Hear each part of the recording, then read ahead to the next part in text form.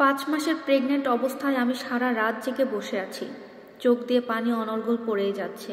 কোনো কিছুতেই আমি চোখের পানি আটকাতে পারছি না। ভালোবেসে বিয়ে করেছিলাম আমার স্বামীকে। ভেবেছিলাম সুখে একটা সংসার করব, স্বামী সন্তান নিয়ে সুখে থাকব। কিন্তু আমার কপালে সেই স্বামী সন্তানের সুখটা আল্লাহ লিখে রাখেনি। এই দুনিয়াতে আসলে টাকার কাছে কোনো কিছুরই মূল্য নাই। যার কাছে টাকা আছে তার সম্মান আছে। আজকে আমার ভালোবাসা, আমার সংসার সবকিছু যেন এই টাকার কাছেই হেরে গেল। আমার সমস্ত সুখ, সমস্ত স্বপ্ন সব একদম ভেঙে চুরমার হয়ে গেল এই টাকার কাছে। আমি একটা মধ্যবিত্ত ফ্যামিলির মেয়ে ছিলাম। আমার স্বামীও না বিয়ের প্রথম অবস্থায় খুব ভালো ছিল। আমাকে বিয়ে করার পর থেকে আমাকে খুব ভালোবাসতো, খুব যত্ন করত। কিন্তু হঠাৎ করে বিয়ের 1 বছরের মাথায় কি হলো, আমার স্বামীর আমার সাথে খুব উল্টাপাল্টা ব্যবহার করতে থাকে এবং টোটালি চেঞ্জ হয়ে যায়। আমি যদি আমার স্বামীকে জিজ্ঞেস করতাম তোমার কি হয়েছে, আমার সাথে এরকম ব্যবহার কেন করছো, তখন আমার স্বামী আমাকে বলতো, দেখো আমার অনেক আর্থিক প্রবলেম হচ্ছে, যদি পারো তাহলে তোমার বাবার কাছ থেকে কিছু অর্থ নিয়ে আসো, তাতে আমার একটু হেল্প হবে, অযথা কানের গোড়ে এসে ভ্যান ভ্যান করো না। তখন বুঝতে পারতাম সে আমার কাছ থেকে টাকা চাইছে, কিন্তু আমার না সেই রকম কোনো অবস্থা নাই। কারণ আমার বাবা খুবই মধ্যবিত্ত, তারা তাদের সংসারটা কোনো মতো নিতে পারে।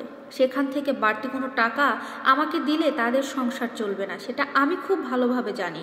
কিন্তু আমার স্বামী সেটা বুঝতে চাইছে না। আমি এর কিছুদিন পরে জানতে পারি আমার স্বামী আমাকে রেখে অন্য একটা মেয়ের সাথে পরকীয়ায় জড়িয়ে পড়েছে। আর সেই মেয়েটার ভাই থাকে বিদেশে, বাবা থাকে বিদেশে। মানে তার বিদেশি টাকা আমার স্বামীকে দিচ্ছে। আমার স্বামী যে মেয়েটার সাথে পরকীয়া করে, সেই মেয়েটা নানাভাবে আর্থিক সহযোগিতা আমার স্বামীকে করছে, এটা আমি জানতে পারি।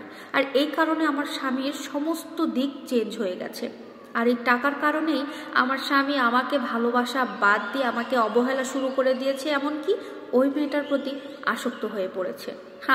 আমার ভালোবাসা, আমার সমস্ত কিছু, শখ, সুখ, স্বপ্ন, সংসার সমস্ত কিছু এই টাকার কাছে বিক্রি হয়ে গেছে। এর মধ্যে আমার স্বামী বাসায় আসা বন্ধ করে দিয়েছে।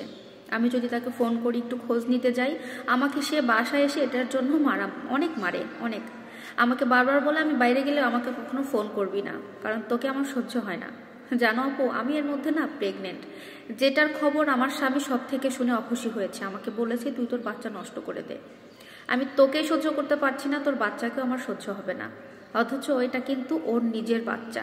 আমি আসলে এই কথা শোনার পরে আমার নিজেকে কিভাবে বোঝাবো আমি বুঝতে পারিনি।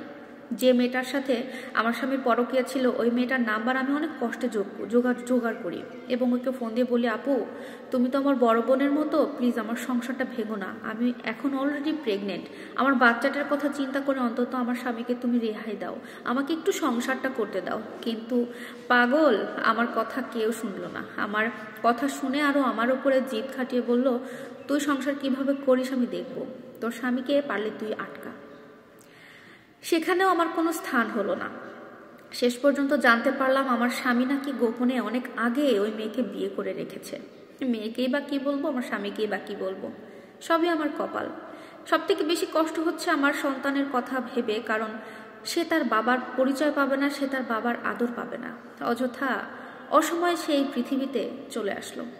আরও আগে তো যদি আমাকে ছেড়ে দিত বা কষ্ট দিত, ডিভোর্স দিত, তাহলে হয়তো বা ওকে পৃথিবীতে আনতাম না। আমি অবশ্য এদের বিরুদ্ধে মামলা করতে পারতাম, কিন্তু আমার স্বামীর বাড়ির পক্ষে, মানে আমার স্বামীর বাড়ির কেউ আমার পক্ষে নেই যে আমি ওদের বিরুদ্ধে লড়বো। তাই দুঃখে কষ্টে নিজেকে অনেক শান্ত করে রেখেছি। এখন জানি না আমার জীবনটা কিভাবে যাবে, তবে সব কিছু ফেলে আমি আমার সন্তানের দিকেই নজর দিব, যাতে ওকে আমি খুব ভালোভাবে মানুষ করতে পারি। আমার মতো লাইফ যেন কারো না হয়। এই স্টোরিটা একটা আপুর স্টোরি এবং এটা খুবই কষ্টের একটা স্টোরি। আশা করছি আপনাদের ভালো লাগবে। সংগৃহীত স্টোরি যদি আপনাদের ভালো লাগে আর শুনতে চান, তাহলে অবশ্যই কিন্তু আপুর পেজটাকে ফলো দিয়ে সাথে থাকতে হবে। আল্লাহ হাফেজ।